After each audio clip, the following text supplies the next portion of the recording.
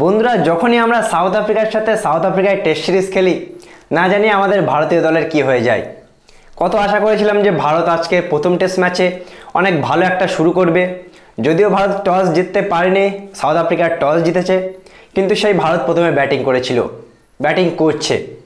আমার কাছে ভারতীয় দল প্রথমে ব্যাটিং করছে এটা দেখে খুবই ভালো লাগছিল। বহুদিন পর আবারও ভারত প্রথমে ব্যাটিং করে একেবারে প্রথম দিনের খেলা শেষ, আর ভারত 8 উইকেট হারিয়ে করলো মাত্র 208 রান। যেখানে কেএল রাহুলের 70 রানের নট আউট ইনিংস এখনও সে আছে, ব্যাটিং করছে।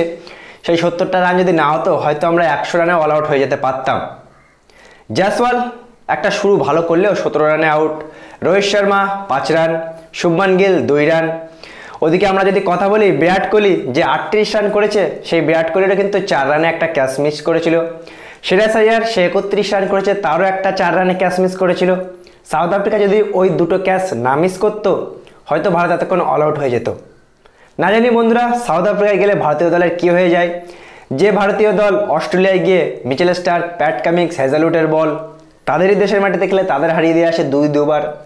যে ভারতীয় দল অস্ট্রেলিয়ায় গিয়ে ইংল্যান্ডে গিয়ে জিমি অ্যান্ডারসন, স্টুয়ার্ট ব্রডের বল খেলে, তারা সাউথ আফ্রিকায় গিয়ে রাবাডার বল খেলতে পারে না।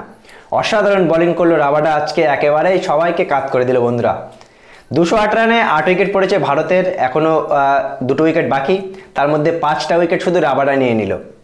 আজকে কিন্তু পুরো দিনের খেলায় আমরা যদি বলি বন্ধুরা রাবাডার নাম, আজকে পুরো সাউথ আফ্রিকা কন্ট্রোলে ম্যাচটা। সাউথ আফ্রিকা কিন্তু ভারতের থেকে অনেক এগিয়ে গেল প্রথম টেস্ট ম্যাচেই। যদিও অনেক কঠিন একটা উইকেট ছিল, বল পড়ে খুবই বাউন্স হচ্ছিল, ব্যাটসম্যানেরা খেলতেই পারছিল না।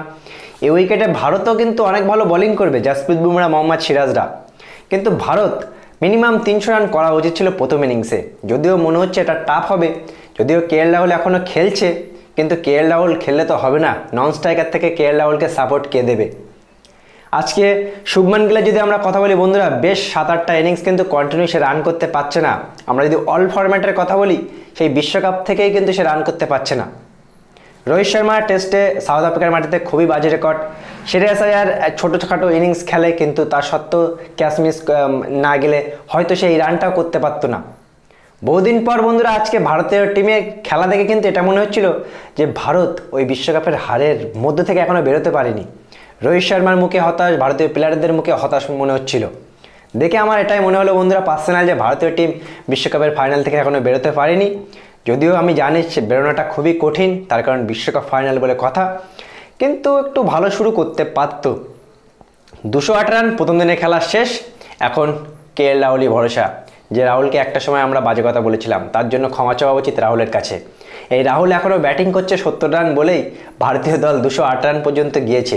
হয়তো কালকে প্রথম সেশনে ভালো ব্যাটিং করলে 250 রান হতে পারে যদি কেএল রাহুল কালকে খেলে। দেখা যাক বন্ধুরা, রাবাডার বলে তো ভারত একেবারে শেষ হয়ে গেল প্রথম ইনিংসে।